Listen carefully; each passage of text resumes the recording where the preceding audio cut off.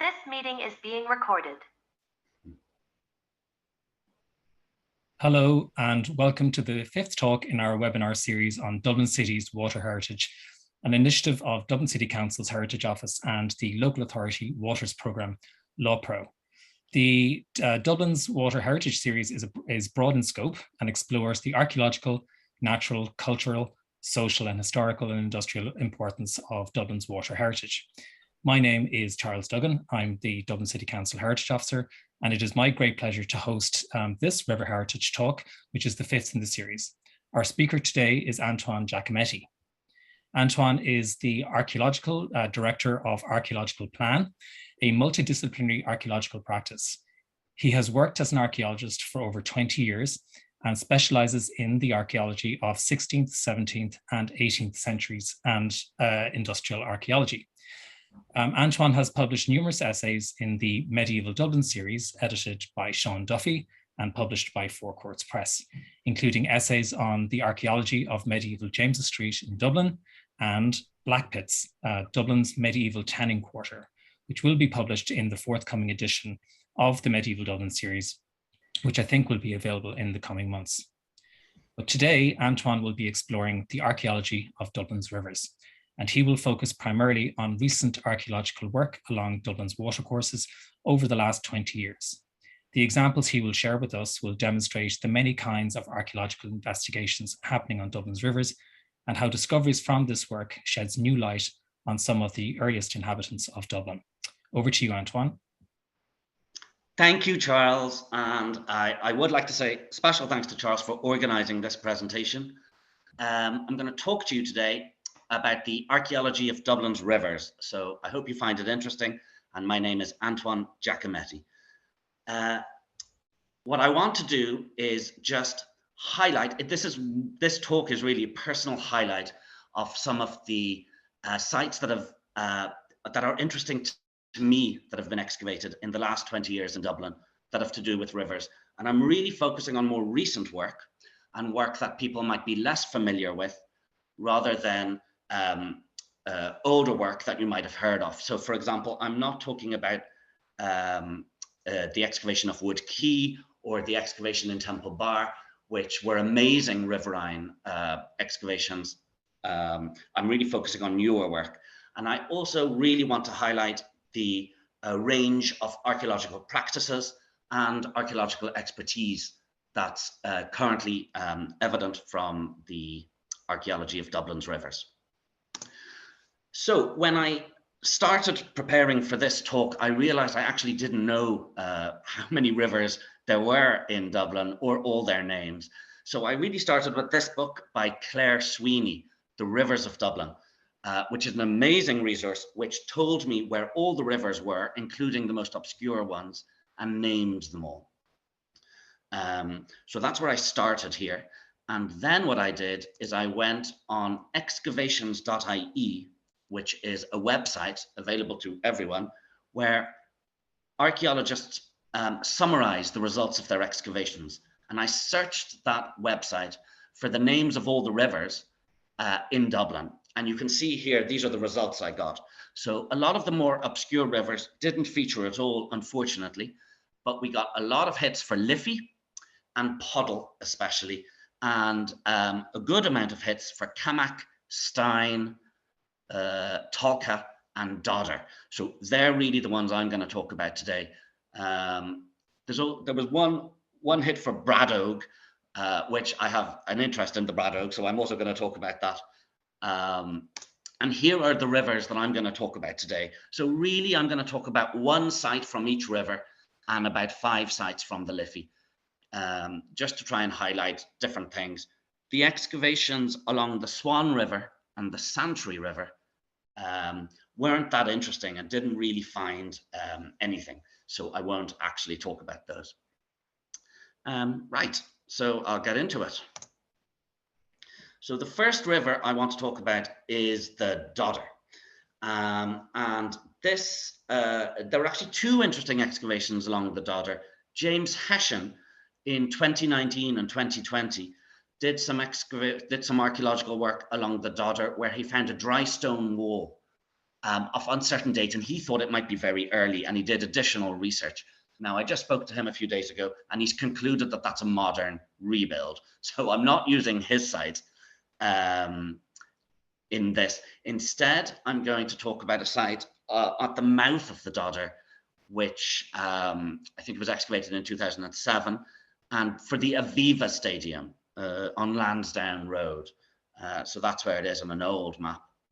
And this is Owen Corcoran, and he discovered paleo channels, which means old silted up previous routes of the Dodder, and some early post-medieval mill races along the Dodder that were feeding Robin's Mill.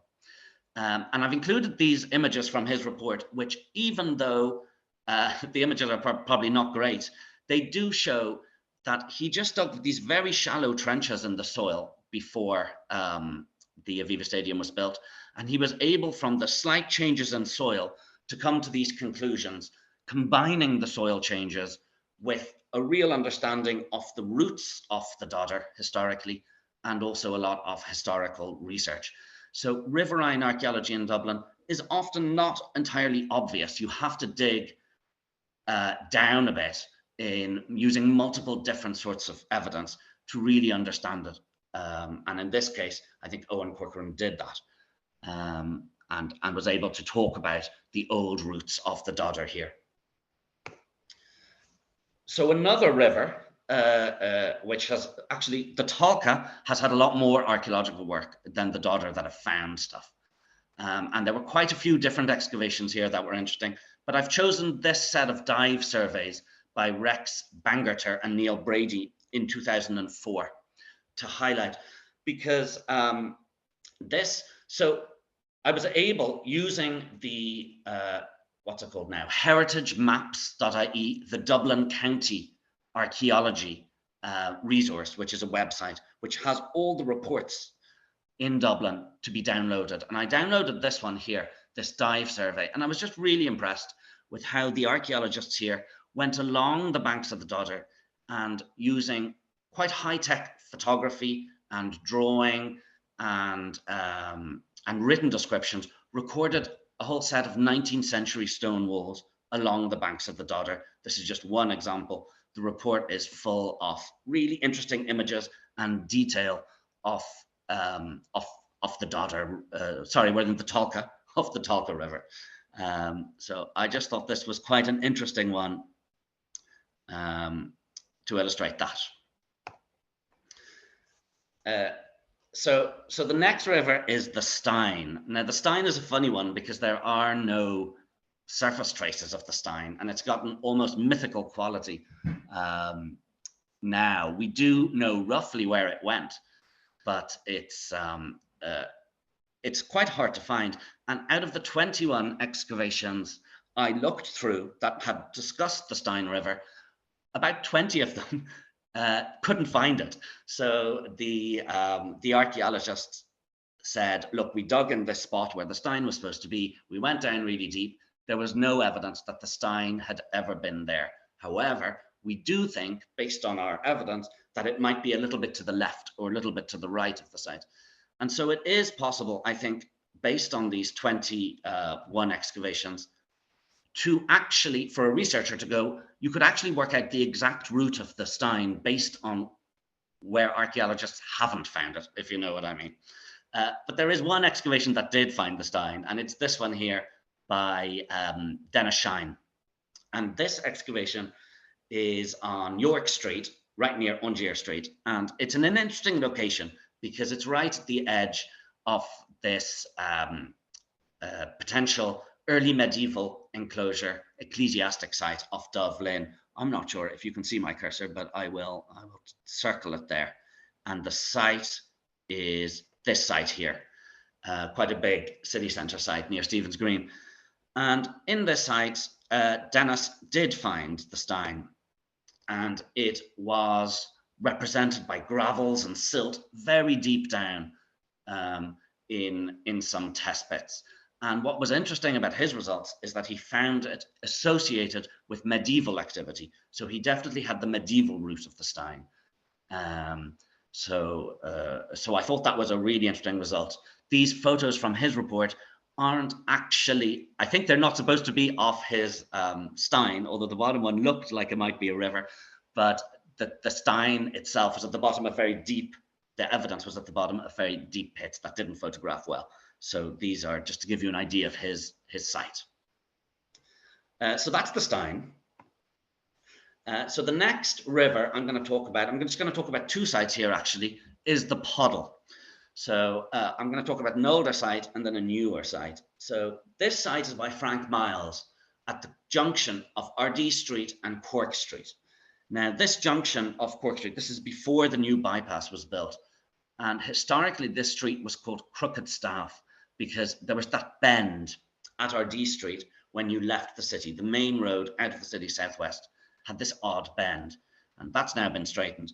But Frank writes in his report that although obviously his main objective of the excavation was to do a good excavation, he writes that a secondary research agenda was provided by a question that had troubled Frank from the 1980s when he lived in that area. Why did the main route out of the city at this point, the Coombe, not continue directly to the west to join Cork Street, rather than dogleg down Ardee Street and return west? What geological or archaeological imperative was being respected? And that was Frank's main interest in this archaeological excavation. And he found the answer, and the answer was a huge medieval mill pond that was fed by various branches of the Puddle. And he excavated this mill pond and excavated and documented numerous watercourses that were associated with the Abbey of St. Thomas, and that went through time and that evolved over time. It was the medieval Abbey stream and the Commons water, I think, especially. And you can see here, these are images all from Frank's report of the site and of the large millstones that powered the mills along that site. I mean, it was quite an amazing site. He got a tannery, which is a leather working place dating from the 1680s, and a brewery dating from the 1680s. And all of these, of course, depending on the water of the Puddle's smaller watercourses that were here. So I thought that was a really interesting example of how the archaeologist was able to show how the modern street pattern reflected Dublin's waters. Even though they're underground now, they still had a big impact on the street scape. So, and the second excavation along the Puddle is at the at Ship Street and Chancery Lane. So this is just behind Dublin Castle, and this is the work of Alan Hayden, which has just finished recently, and I think he's writing it up at the moment. So this excavation, another very large, very significant excavation, is really interesting. He found a huge amount of stuff, including, of particular interest to me, a very great assemblage of 17th century glass. But in terms of Dublin's rivers, what he got was evidence for the Black Pool, the Dublin, with earthen banks, which he was able to date to about 1100, defining that pool, and the Longford. And the main interesting thing about it is that the pool was a lot larger than we had previously thought about and documented. And now we can say in the 1100s, it stretched all the way to Chancery Lane.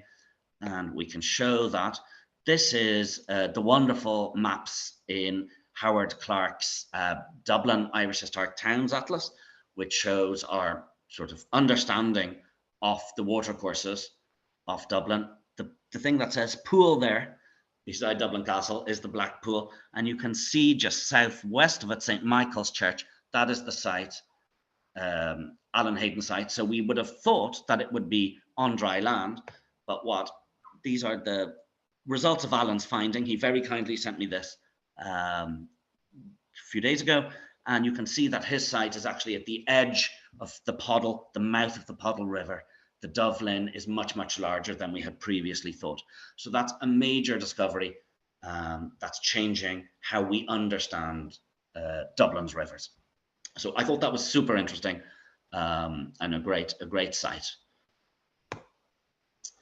The Bradogue one is a bit of a push because it's kind of on the Liffey, but I'm going to use Teresa's Bulger, I think early 2000s excavation at Ormond Quay to talk about the Bradogue. So the Bradogue is the river you can see on this map to the north of her site, going between St. Mary's Abbey and Oxman Town there, and heading down and just going close to her site. And this was the presumed route of it that we all thought. And then she excavated the site on Ormond Quay. And she's published on it an article in 2009 article in Medieval Dublin. And what she found were an amazingly well-preserved embankment of earth and timber with a path on the land side of the embankment leading into the Liffey. So this is a flood defense barrier with access into the Liffey, and a later brushwood surface. And this is the earlier embankment. So a later brushwood surface, which was probably a path. And both of these phases dated to the Iron Age, 170 to 50 BC. So that's kind of the high Iron Age. And this was really, really interesting, but also interesting, not only because this had survived and it was so well preserved, but also because of the angle of it. So you can see here, she pointed out it wasn't going parallel east-west to the river. It's actually veering up towards the northeast. And she proposes, I think she's right, that it's following the Bradogue and the Liffey. So this site is located at the corner of the two rivers, and the flood defenses and the pathways are following the contour of the Bradogue. So she's proposing that the Bradogue is in a different location than we had previously thought. It runs down to the east of her site. So I do think that's very interesting. So it is talking about the Bradogue, not just the Liffey, and it is showing the sort of evidence that archaeologists can get to reconstruct the former pathway of these rivers, but also showing us this Iron Age settlement on the north side of Dublin, the quays there. So really interesting at the confluence of these rivers. So now I'm just going to focus on the Liffey. So I'm going to talk about 5 sites along the Liffey. I'm going to start at the mouth of the Liffey and then work my way all the way to Island Bridge. And this map just shows some of the sites I've already talked about. Just to give you an idea, that's Hayden's site, Shine, Miles, and Bulger. And then my next site is not on this map because it's at the port. So this is a series of dive surveys at the mouth of the Liffey by Rex Bangerter in 2016. It was, I think, to do with building new bridges in this part of the city. So he did a series of investigative works here. And what was great about this work is that he was documenting in a lot of detail the industrial heritage of the mouth of the Liffey. So there are loads and loads and loads of drawings and photographs and descriptions and detail of these really lovely industrial features. And I just thought this was a really interesting archaeological report and a really important one for documenting that sort of for me anyway, very exciting archaeology. And it was really well done. And it's quite tricky because he's an underwater archaeologist. So he's doing kind of underwater and riverside. The next excavation is at Spencer Dock on North Wall Quay. This is in 2004, and it was excavated by Melanie McQuaid in advance of, I think, the National Conference Centre, which I think is there now.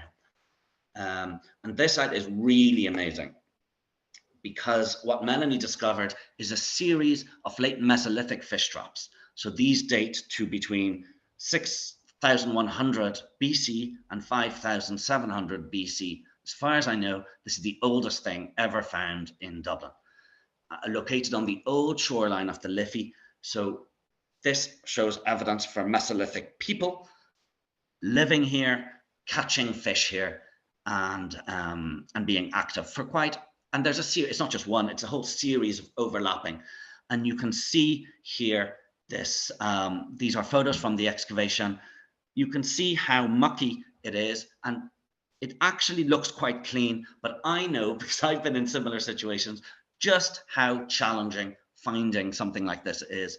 It is at the bottom of an extremely deep hole. It's filling with water. You've got pumps, you've got machinery, people are stepping around the place. It's extremely, extremely difficult, not only to spot this type of archaeology, but then to understand what it might be, and then to understand how best to go about recording it and documenting it. And this was really an extraordinary site from all of those perspectives. The wood survival here was exceptional, and that's quite normal in these riverine environments where they are completely free, I think, of oxygen, so completely anaerobic, and they just survive. The next site I'm going to talk about, it's actually two sites that were excavated over COVID on Abbey Street, and I used to walk by this site when I was taking the Lewis and look in at them. So one site was excavated by Cathy Moore, and then there's a next door site that was excavated by Ian Russell. And these sites found, well, you can see there, this is Cathy Moore's plan.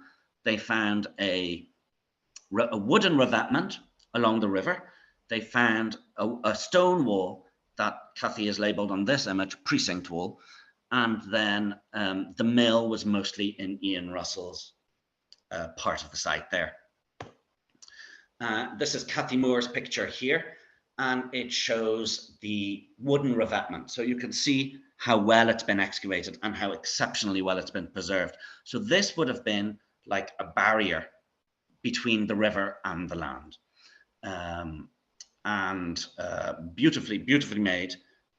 And the dates from this I got from Ian Russell, because part of this went into Ian Russell's site. And Ian Russell read out a whole load of dendrochronological dates. So this dates the felling of the timber that made that revetment from mostly, this revetment was mostly the 1180s and the 1190s. So that's quite early. And then the watermill, the dates were more in the 1220s and 1230s, but they're not far apart. So the revetment and the watermill can be part of one thing. This is again Cathy's excavation of the site, and you can see these are timbers sticking out of the ground. And Cathy is an expert in dealing with archaeological wood. That's one of her great specialities. So, so she knew exactly what to do and how to record and document this archaeological site. These are Cathy's images, but I think it's possible that on the right, it's actually Ian's site, or maybe it's Cathy's site. I don't know, because it looks like the mill. But this is more fence, and you can see these wooden structures here on the left. And this is Ian Russell's image now from his watermill. Now, he hasn't yet concluded whether it's a tidal mill or a or working off a watercourse like a mill race. So so that still needs to be checked out, but he has dated it, and like I said, very well to the 1220s, I think it was. So there you go. And this is again Ian Russell's site here. They're recording the stone. So I was talking to Cathy Moore then yesterday or the day before about her stone wall, because she's just got her radiocarbon dates back from that site quite recently. And she was saying that a twig of holly that was in between two of the wall stones, she was able to get a date from, and it was a really tight context. And then she got another date above the wall. So she was able to date the construction of the wall and the demolition of the wall very accurately. And I think she had expected these to be a little later, because as you can see on this 17th century map of Dublin by Speed, their site is in the white circle there. There is a stone wall documented there, and it's the precinct wall of St. Mary's Abbey. So I think she would have thought that maybe that's what she had found, but her radiocarbon date came back to 11 something, which is the same date as the watermill and the revetment. That's a lot earlier than I think she expected. So that suggests the possibility that her wall, well, her wall is certainly earlier than this wall, but her wall is a very early wall. So again, you're probably still looking at flood defenses on that side made of both stone and wood. So a long-lived, interesting history there with milling as well. So, oh yeah, and when I was talking to Ian Russell, he told me that if I Googled ACSU, which is the company he works for, and Sketchfab, I would get a 3D model of the watermill, and I did, and I just took a screenshot of it. And this is amazing. You can fly around this model, zoom in, zoom out, and actually his company, ACSU, do a lot of these 3D models for their sites, and they're really interesting, and they put them all up on the internet. So I do recommend going to see that. It's really, I thought it was really impressive, and just illustrates another type of archaeology that's being done there along Dublin's rivers. So our next site is on Church Street and Hammond Lane. This is a large, very large site that still exists now as a huge hole in the ground near Smithfield along the Lewis. And there is an information placard there. But it went on for a long time. It was started by Abby Crierhall in 2003. Then Sinead Phelan took over in 2005. And finally, Colm Moriarty in 2009 and 2010. And the location of this site is very exciting because here's another map from Clark, Irish Historic Towns Atlas, map of Scandinavia in Dublin, shows the site located on the north shore of the Liffey, right at the ford of the hurdles there, and the Balliol. So that was always going to be an exciting location. And indeed, the site was quite amazing. They found a huge range of things. I briefly worked on that site just at the very beginning to look at a foundry, a 19th century foundry there, which I helped Abby excavate. But then they were there for a long time, down all the layers. And I'm only going to talk about their earliest findings here. And that was Abby found a Fulacht Fia, so a mid-Bronze Age, like a cooking place, maybe used for communal cooking, like feasts. And these sites are almost always near rivers because you channel water into a pit, which you then heat up using very, very hot stones to make something you can perhaps boil or steam things in. So I don't know if any other, they're relatively common everywhere in Ireland, but I don't know of any other ones that have been found along Dublin's rivers. So that's what makes this one significant, that it was identified and spotted and then published. So that is that's interesting. Then they got earth and wood river defences dating from the 11th century and the 12th century. And I suppose that's a bit similar to what Cathy Moore and Ian Russell got on Abbey Street. And then they got a set of Hiberno-Norse houses of 11th and 12th century date along Church Street. And these images are from Colm Moriarty's excavations of these Hiberno-Norse houses. And first of all, they show the amazing preservation and the amazing excavation, but also I thought it was really interesting. You're getting these houses, a bit like Wood Quay, across the river on the north side, almost opposite where Wood Quay was. So it just shows a much kind of larger amount of settlement than people might have realized, perhaps. These are some of the artifacts from Colm Moriarty's excavation, and you can see that he found great things, which are all currently in the National Museum, and are really great. That whole excavation was really interesting and really amazing. So my next site along the river is now in near Stony Batter on the James Joyce Bridge. So this was for the James Joyce Bridge before they built it in 2000 and 2001 at Black Hole Place. And this is work conducted by Neil Brady. And what he did here is that, and I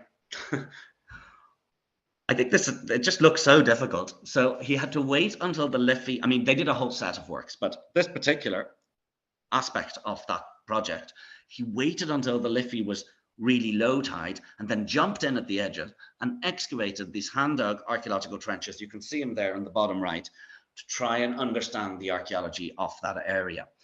And so he's obviously a specialist underwater archaeology, because otherwise this would be very unsafe. You need a lot of skills to do this kind of work.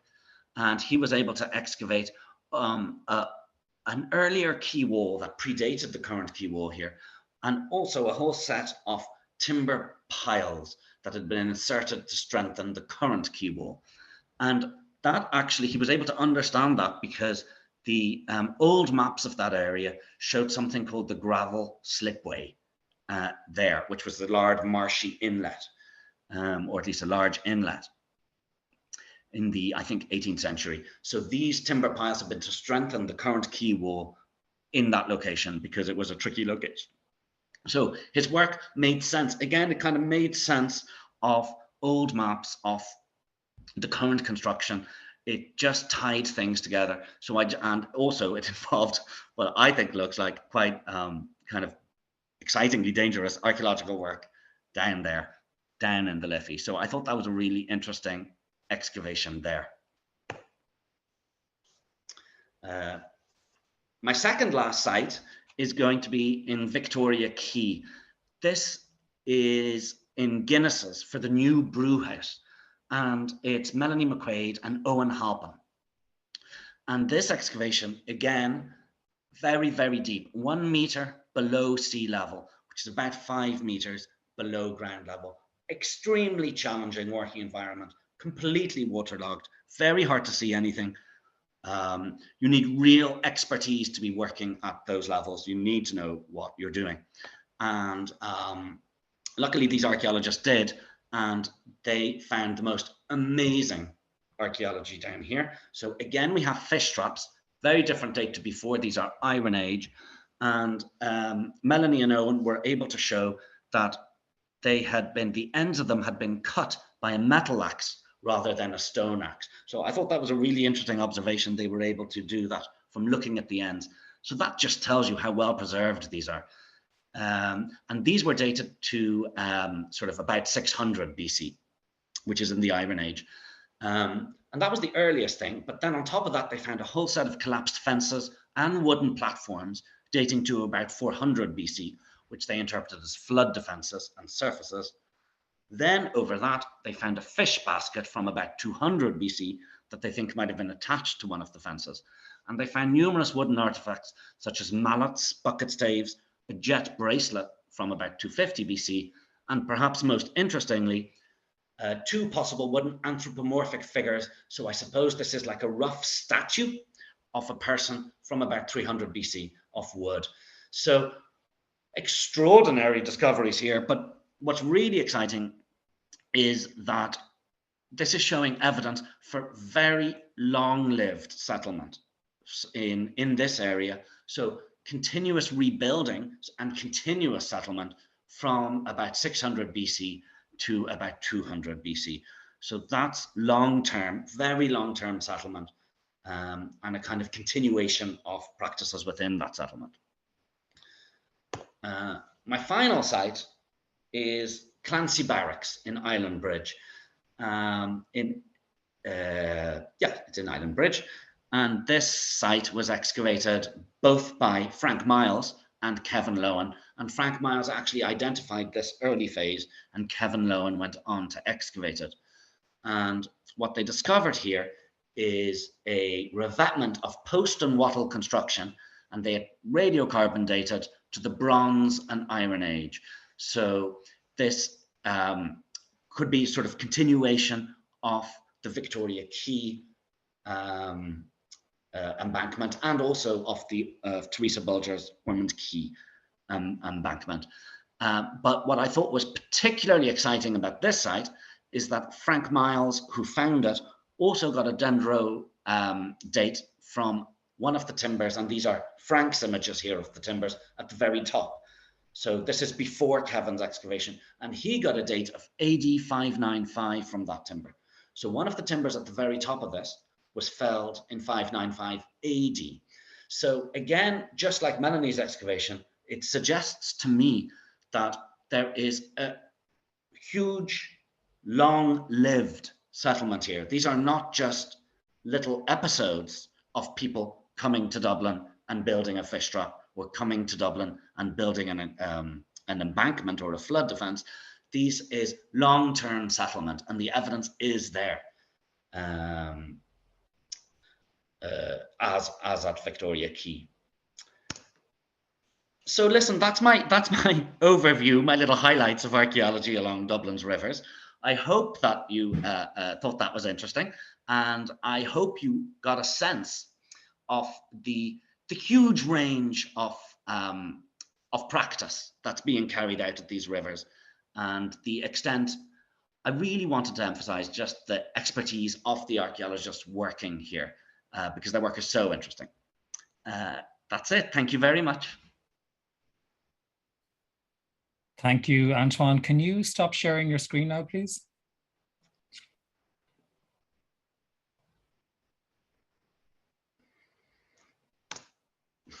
Can you hear me, Antoine? Yes, I can now, yeah. Can you just stop sharing your screen, please? Sure.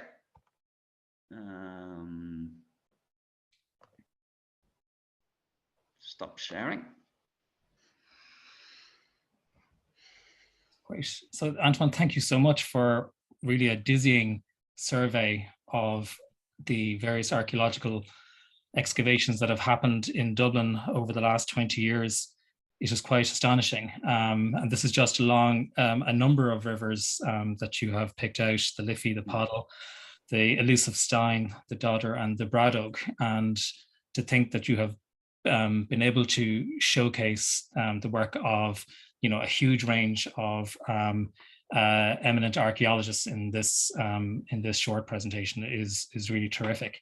And it's really quite astonishing that you're able to, through archaeological excavation, determine long-term occupation along the Liffey in particular, from 600 BC all the way down to the present day in reality. I mean, it's just quite extraordinary. And it's something that you picked. Well, one first observation I have to make is just how complementary your talk is to Howard's talk, one of the other speakers in this series. And so much of what you have picked up on, Howard has also touched on. And Howard makes the, I suppose, an apology at the start of his talk that the mapping that he would have worked on for the first fascicle of the Irish Historic Towns Atlas is quite out of date, that it doesn't take into account the 20 years of archaeological excavations that have given us further insight, particularly into routeways. As you mentioned, the scale of the Blackpool of the Dublin, and also answering key questions on the morphology of Dublin. I was really struck by Frank Miles's investigation at RD Street, and how he was able to determine, based on the archaeological evidence, why the main route into the city from the west makes this very awkward junction onto RD Street from the Coombe and then onto Cork Street. It's really amazing. And I suppose, and it does pick up again on Howard's point that, all of these kind of quirks in the city streetscape, that there's usually an archaeological or a reason for it. And you just need to know how to look and where to look to actually discover what those reasons are. So thank you again for a really astonishing survey of the archaeology of Dublin's rivers. And I just want to pick up on, and by way of a question, on one of the points that you made in your presentation that's came up again and again in so many of the excavations, and that is the remarkable degree of preservation of organic material in Dublin, particularly along the Liffey. And it's really something that people should be aware of. And is that something you can just kind of talk to a little bit about? Why you did say it briefly, but maybe why do we have such a remarkable degree of preservation? Why does all this organic material that seems in some ways a bit flimsy, but how it's able to survive from even this 600 BC? Yeah, that's right. So the preservation is exceptional in these sites that I've shown you, and it is exceptional because of the way it gets preserved in the ground along the river. So I think it's a combination. I think it's anaerobic is the word, which I think means no oxygen. And I think it's a combination of the fact that it's in a completely underwater all the time, plus it's protected by these layers of fine silts that build up around it. And that allows it to survive completely untouched. And it's only the moment the archaeologist starts to reveal it, it starts to decompose. And then you have a very short space of time before it'll just turn to dust. And that's why the archaeologist has to work very, very quickly in often very complicated situations, try to get that stuff. And I know in the case of Melanie's fish trap, she worked with Susanna and got it to UCD and got it completely preserved. And it's actually a very technical, very complicated process of actually how to keep these still surviving even after it's been exposed for an hour, because that's the moment that the oxygen hits it and it starts to decay. Okay, so it's a very intense process then for the archaeologists involved. And it was amazing to think that in that particular site in Guinness's, that they were able to determine that the quality of the material was so good in terms of preservation that they were able to determine that at a later point, particular material was actually cut by an axe. Isn't that amazing? Isn't that amazing? Yeah. Yeah, it's just really extraordinary. So I suppose one of the questions we're asking, or a series of questions we're asking each of our speakers is, what are 3 books or resources you would recommend to the listener? Now, you've picked up on a lot of these already in your presentation. There's probably no harm to just spell out for people some of the resources that you think, for those who are interested, might like to follow up on. Sure. Well, I mean, I used 4 resources in this talk, and actually, one of the things about this talk is I found everything out when I gave this presentation from stuff that's publicly available now. So I used Claire Sweeney's book on the rivers of Dublin, which was a super, I actually bought it specially. So I think that's a super resource. I had a picture of it there in an early slide. That's Claire Sweeney. Then I used the excavations.ie website, which is published by Wordwell. That gives me summaries of all the excavations in Ireland. Then I used a Dublin City Council sponsored website called the Dublin County Archaeology something. GIS project, and that's on heritage maps. So it's heritagemaps.ie, and then you choose Dublin County. And that gave me all of the reports I was able to showcase here with all the images and all the conclusions. So that's just the most fantastic resource that Dublin City Council have recently updated to the most recent reports. And finally, the other one I used was Howard Clarke's Irish Historic Towns Atlas, volumes 1 to 3 of Dublin. They are amazing. And even though you said that Howard Clarke says they might be based on older information, in fact, we still use them every day as archaeologists today. They're brilliant. We are refining some of it, but they still are one of the best sources for so much of Dublin's archaeological heritage. Thank you very much, Antoine. And we'll put information on all of those recommendations in the description below the presentation. So people can actually access them at their leisure. So before signing off, I would just like to encourage you, the listeners, to engage in some of the other talks that we have in the series. We have a talk on the industry as water heritage, basically looking at industrial heritage in a similar survey to Antoine's talk around on the rivers of Dublin by Rob Goodbody. Howard Clarke, who I've just mentioned earlier, his talk on the lifeblood of medieval Dublin, the Liffey and its tributaries, is an extraordinary presentation, and I highly recommend it to everybody. Aileen O'Carroll will be talking about working on the waterfront, the story of the Dublin Docker, based on her research of a book called The Dublin Docker that was published, I think, in 2017. And we also have Lara Joy, the Dublin Port Heritage Director, speaking about the heritage of a port city, looking at transport, trade and travel. And also we have Barry Keogh from the Irish Museum of Modern Art presenting a paper between the Liffey and the Cammock and how water shaped the extraordinary heritage of the suburb of Kilmainham. And then bookending our series of talks, we have panel discussions looking at water heritage as from the perspective of community groups, and also then natural heritage along so basically discussing the city's aquatic flora and fauna. So all of those talks will be available during Heritage Week for people to listen to. So just to conclude, I'd like to thank Antoine again for taking the time to prepare this presentation. He's a very busy man, and we hope you all enjoyed it, and we look forward to seeing you at our next talk. Thank you very much. Bye-bye. Thank you. Bye.